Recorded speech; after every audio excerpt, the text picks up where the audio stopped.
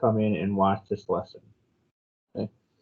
So let's start off by sharing the screen of our notes. And again, if you guys have any questions or anything, make sure you put them in the chat box, raise your hand. I am going to be asking you some questions during the lesson in the chat box. I need you guys to answer them for me and make sure you're participating and doing your part. So, all right, so let's share the screen. So again, hopefully you have these notes. Again, I would encourage you to have your own copy, and I also would encourage you to have a pen or paper there. That way you can write down anything else that we say or do. I will say, especially on today's notes, I'm probably going to say more than what's on the screen, and so I would highly encourage you to jot down some extra information. So if you have paper, notebook, all that kind of good stuff, that way you can get all the information that you need. So we talked about electromagnetic radiation on Monday. We talked about there's lots of different types of electromagnetic radiation, from radio to microwave, infrared, visible light, ultraviolet, X-rays, and gamma. We also said that electromagnetic radiation is all around us. Anything that's not at absolute zero is going to emit electromagnetic radiation. We talked about how electromagnetic radiation is energy in the form of waves. So the waves move up and down as they go left and right, and they're called transverse waves. So today we're going to talk about the types of waves that we most often experience, and especially in our everyday life. We don't really experience gamma and X-rays very often. You do when you get to medical situations and research situations, but as far as like walking down the street, not really going to be exposed very often to X-rays and gamma rays, which is a good thing. That's a really good thing. However, all of the others that are smaller than X-rays or larger than X-rays, those you are being exposed to. Like, for example, radio waves. Radio waves are all around us. Okay, you can turn on an AM or FM transmitter right now in your bedroom, and you pick up a radio signal. Okay, your cell phones operate using radio microwaves as well. Okay, you probably have a microwave in your kitchen. So we talked about those already on Monday. Today we're going to talk about the other common ones and kind of dig a little bit deeper in how those energy waves, especially light waves, interact with nature and us as humans. So on the note we see here, we talked about how visible light is the only part of the electromagnetic spectrum that we can actually see. And now we can experience lots of different types of electromagnetic radiation, but as far as seeing them with our eyeballs, visible light is a very small portion of the electromagnetic spectrum, and it consists of all the colors that we can see. Now, again, not everybody can see all colors. There are some people that are colorblind. It's kind of a genetic thing. But as far as seeing Roy G. Biv, the colors of the rainbow and stuff, that is part of the electromagnetic spectrum. They all have different size waves, and they have different colors. That's what colors are. They're different size waves. Okay. So that is one that we can see. However, there's lots of electromagnetic waves that are around us. So, for example, infrared. Infrared is that picture of that guy wearing sunglasses there. Infrared is often felt. Can't really see it, but we can feel it by its heating effects. And you guys know this. If you ever have a stove or an oven, before you touch it, you probably wave your hand over it to see if it's warm, see if it's hot. That is infrared heat that's being released. A car during a hot summer day, you can see the wave coming off the car. Put your hand over top of it to see if it's warm or if it's hot. A sidewalk, a road, all those things are giving off infrared heat. You are also. So, like when you put your hand up on your head, do you have a fever? Are you hotter? Are you colder? This is a picture of body imaging of thermal heat that your body gives off. Okay. I actually think this guy's wearing like a bag on his arm, which is why it looks kind of funny. But you can actually see through the bag because the bag doesn't have any heat given off, or not much, very, very low heat. But you can see through the bag and you can see his arm, you can see his hand, you can see all that stuff. So these are basically what we call thermal goggles, or thermal glasses, thermal imaging, where you can actually see the temperature of things. Okay. Ultraviolet waves are also another one that we experience pretty regularly. And ultraviolet waves can cause the skin to tan or burn. So if you ever, even during the wintertime, if you are playing outside a lot and you're not wearing sunscreen, you can still get sunburned during wintertime. It does take a little bit more effort to burn your skin during the winter, but it can happen. So you have to still have to wear sunscreen even when you go outside and play during the winter time. This is kind of a cool picture here. This girl, she is wearing sunscreen on both sides of her faces. But on visible light, you can't see it. It blends in, right? And most people, when they wear sunscreen, they rub it in and you can't see the sunscreen. So how do you know if it's working or not? Well, if you actually look in an ultraviolet camera or ultraviolet film, you can actually see the sunscreen. And look, the sunscreen is literally blocking, it's literally absorbing the ultraviolet light so that it doesn't go into your skin. And so with the UV camera, UV light, your face looks black or your skin looks black because you put on that sunscreen. And so it's actually kind of cool. You guys are going to watch a video about that, explaining a little bit more about ultraviolet and sunscreen, how it works later. So, all right, the next slide here, we're going to talk about interaction between electromagnetic energy and the environment. Okay. So electromagnetic waves and energy can interact with different types of materials in different ways. Okay. So we're going to start off with a couple of the basic ones that you guys probably all are familiar with. The first one is called refraction. And again, I would encourage you to write down some extra notes in your notebook here.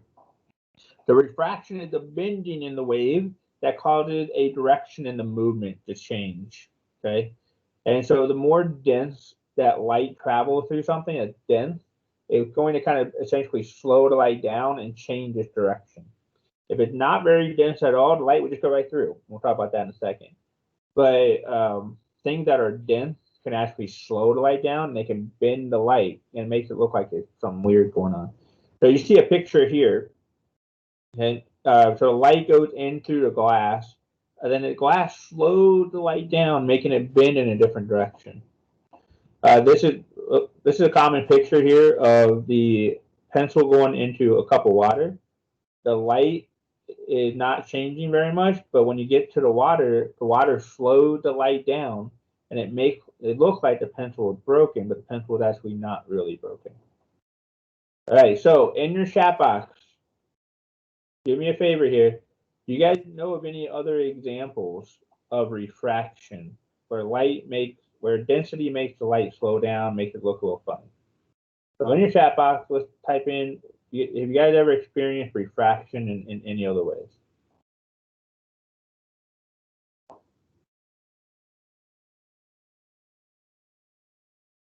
So you're causing the light to bend or causing the light to change direction. Let's see what you guys are typing.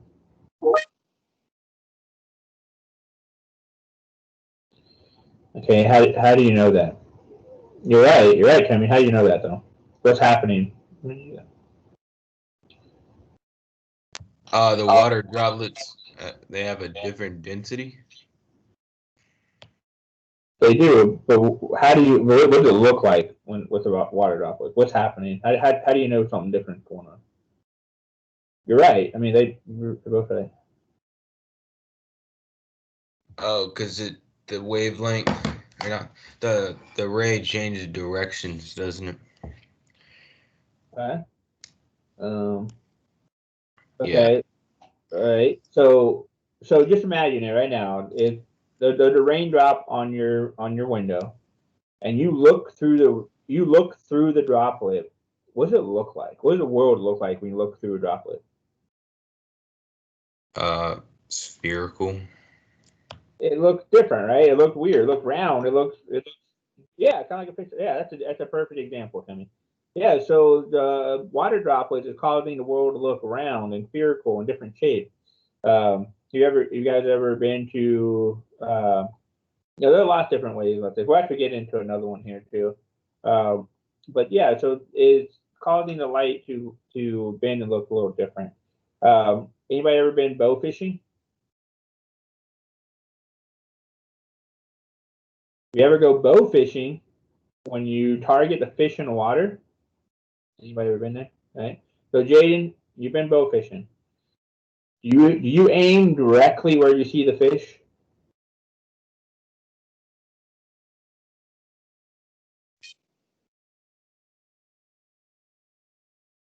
Okay, so where do you aim? Do you aim up or do you aim down?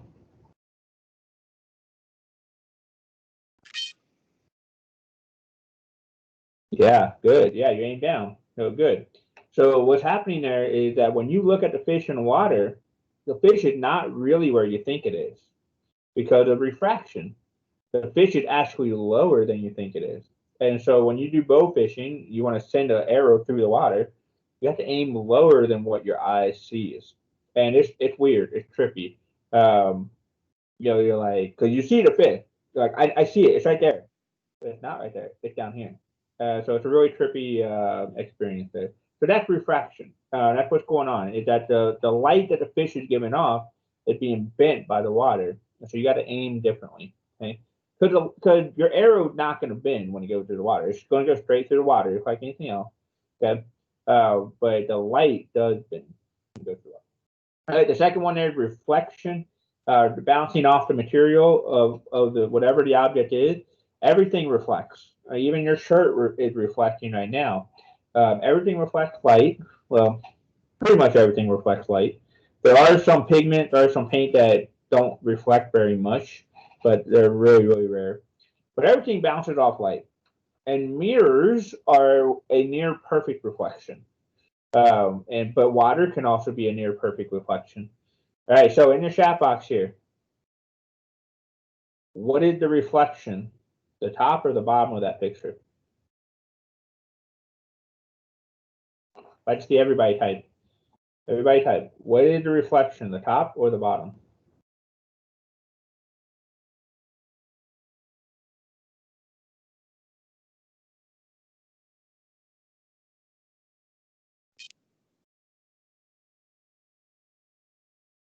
You think the bottom? You think the bottom the reflection?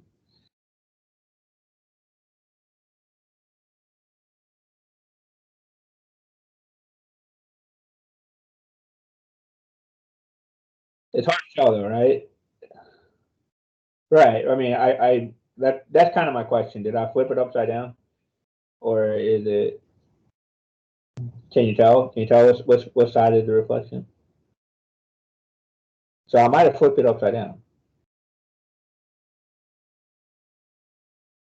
So you see how this is a pretty darn good reflection. It's a near perfect reflection.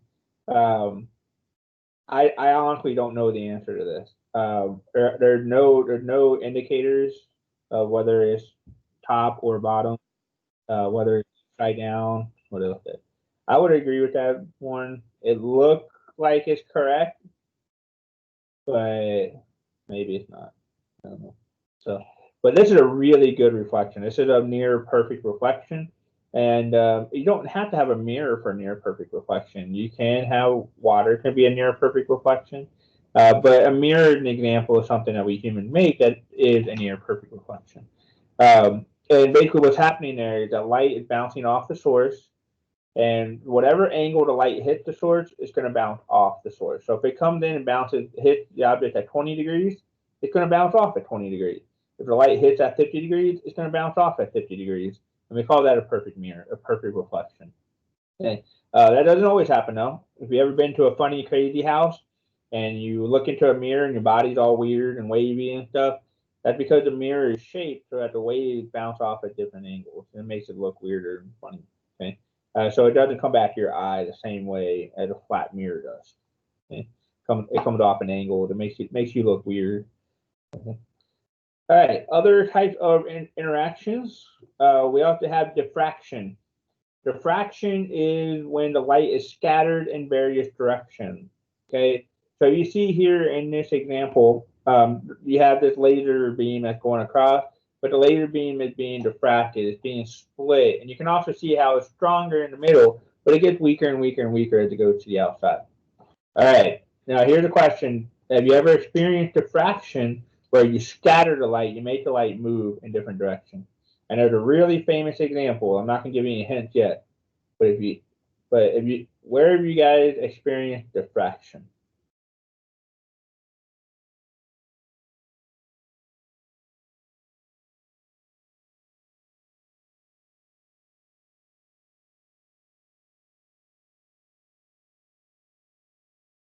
Yep. Warren beat everybody else to that. There are other examples though. Anybody else know of any other examples where you scatter, you spread the light out?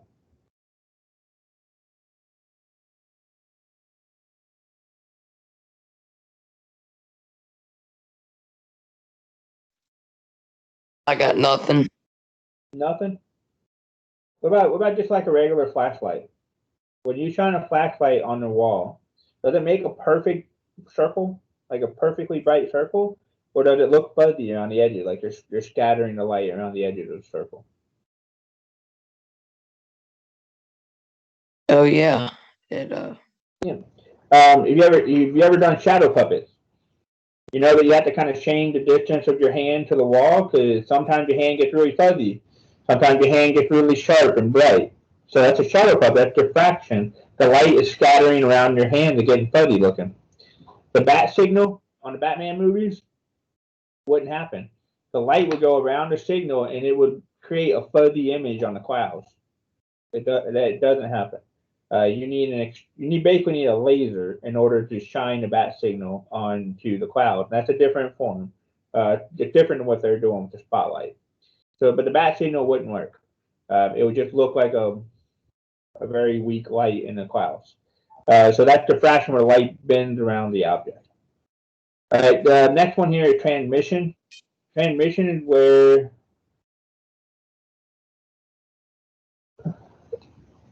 you can. There's some called Cornell lenses that can do that.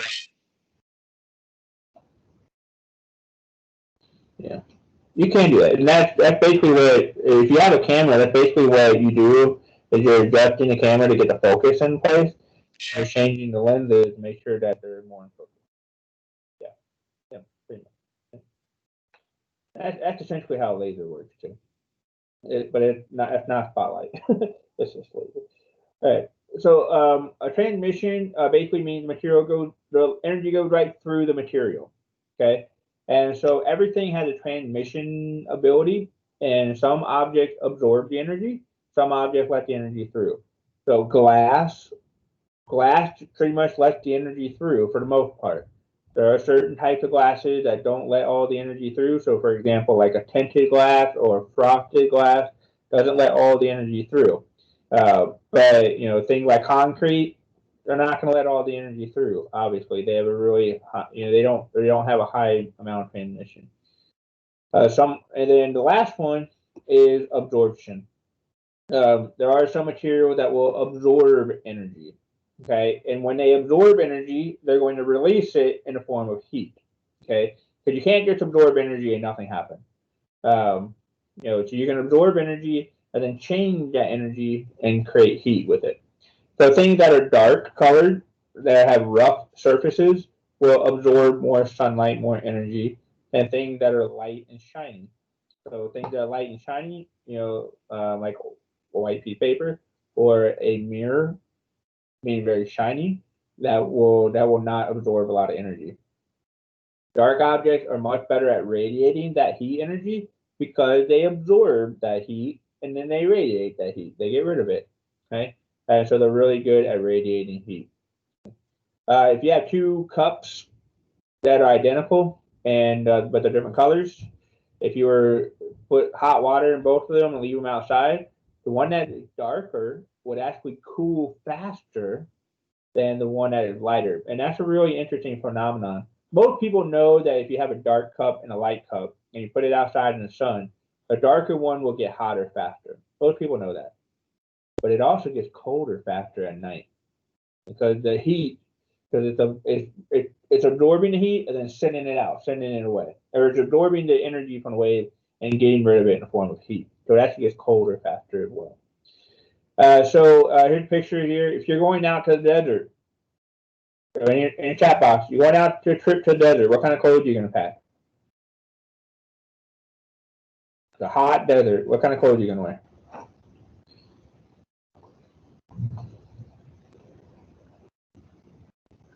shorts, Shirt. shorts and a t-shirt, maybe a hat to cover up your neck. What color? What color clothes will you wear? Oh, like tan, same color as the desert, maybe. Lighter clothes. light blue.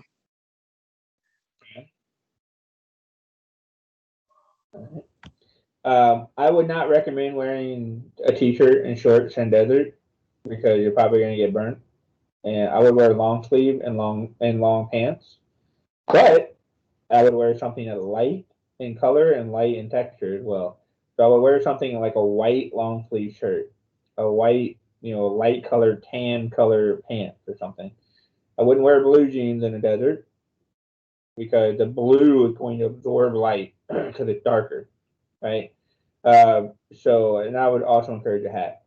But so again, that's a lot of people think that kind of stuff. Oh, I'm going to wear a bikini in the desert. You're going to go get sunburned. You're going to fry to death, right?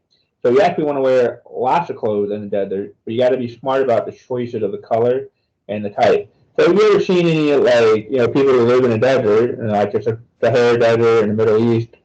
They wear like head to toe. They cover themselves in cloth, but most of the time it's white or tan, and that's because they're protecting themselves from the sun.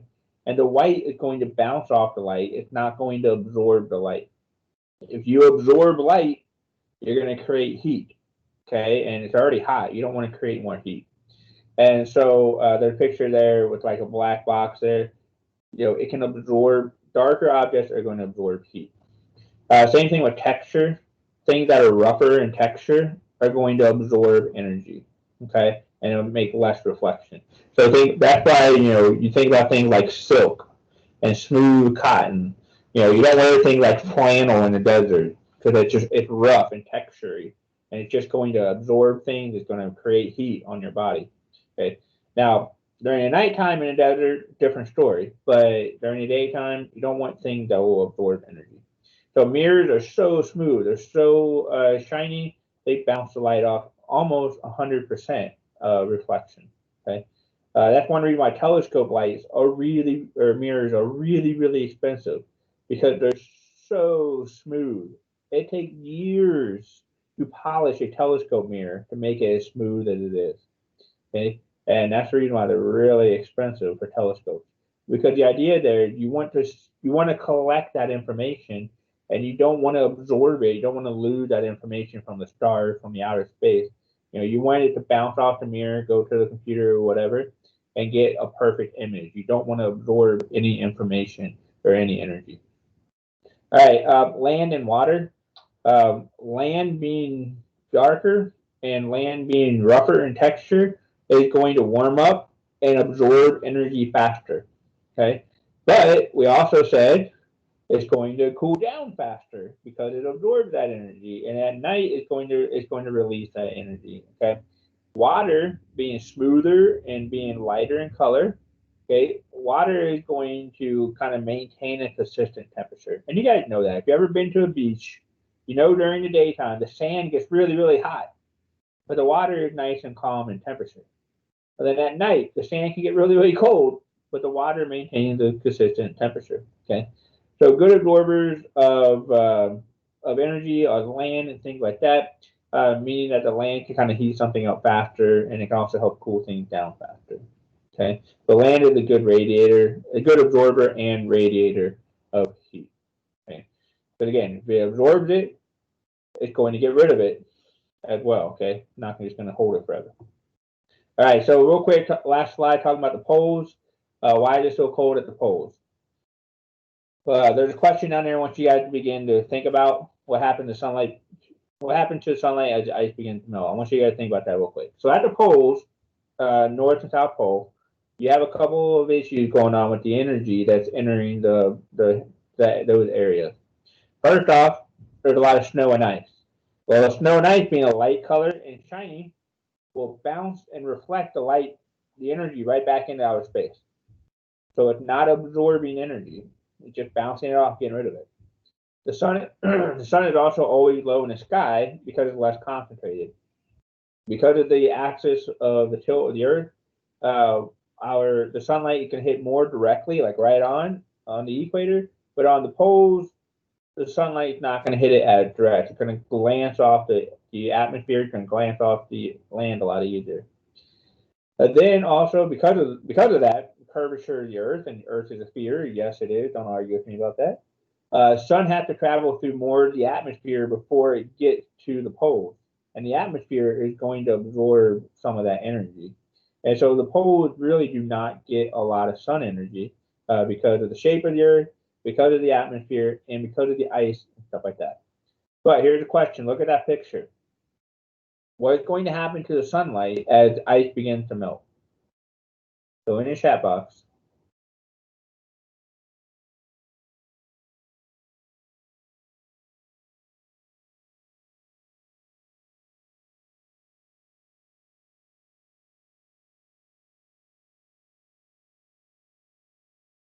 Again, you guys are on my screen over here, so that's why I'm looking over there. So in your chat box, what is going to happen to the sunlight as ice begins to melt? Look at that picture. What's going to happen to the sunlight?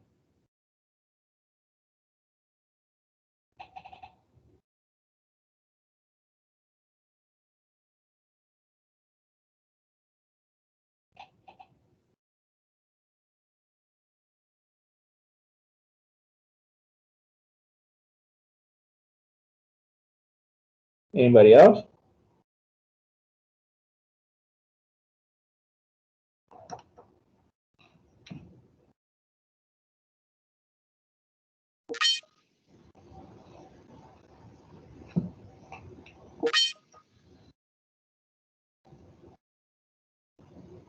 You're right, Timmy, but why? Why would the ice start to melt faster?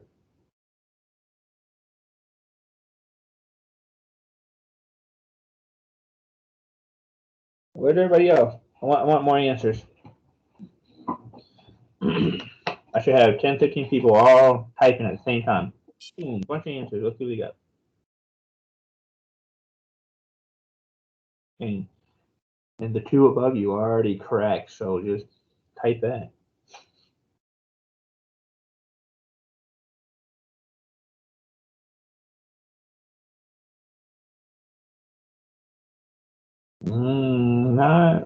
Not really, Allie. You're still gonna get the same amount of light. You're still gonna use it. Yeah, so that's the question. So ice is gonna start to melt faster.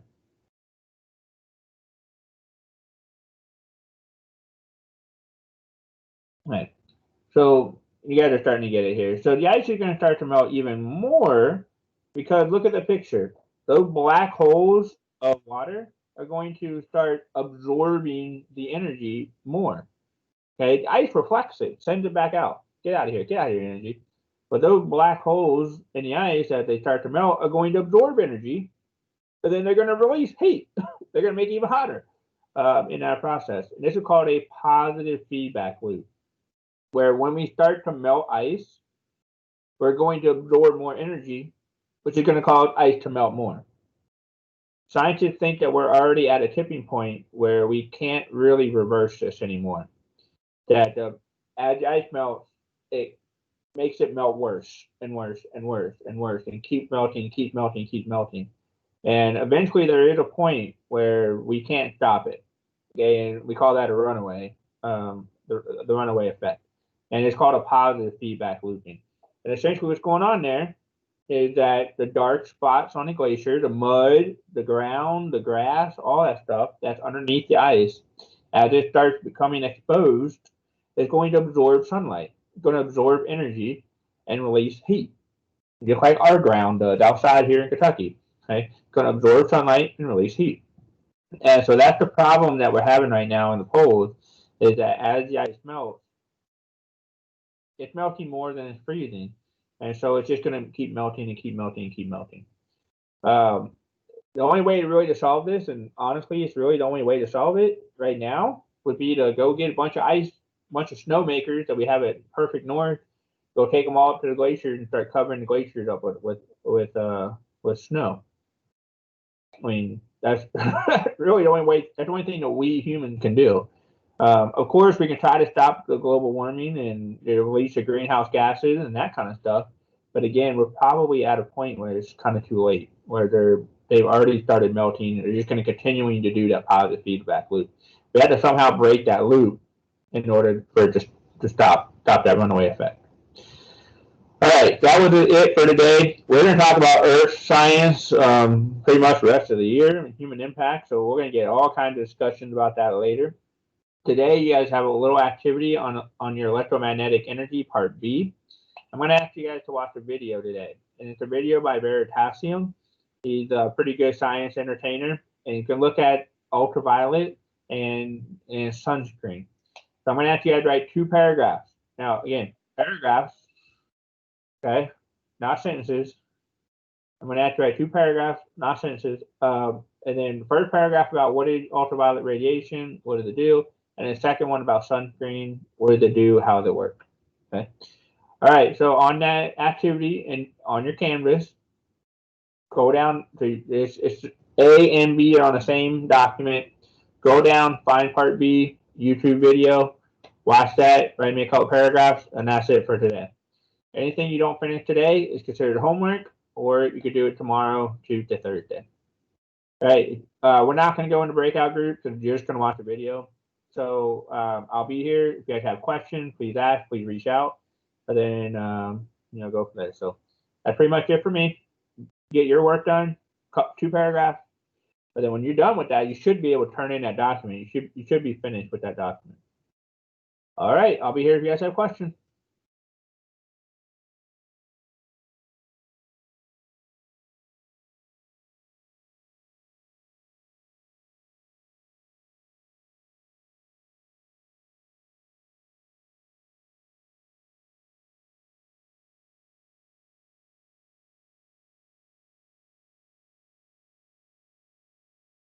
Also, there's also one more slide, if you see that here.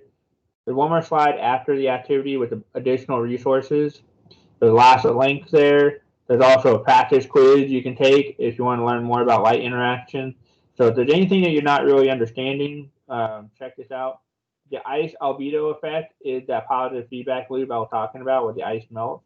So if you want to watch a quick video about that, there's more links on your notes. Again, you have all this information.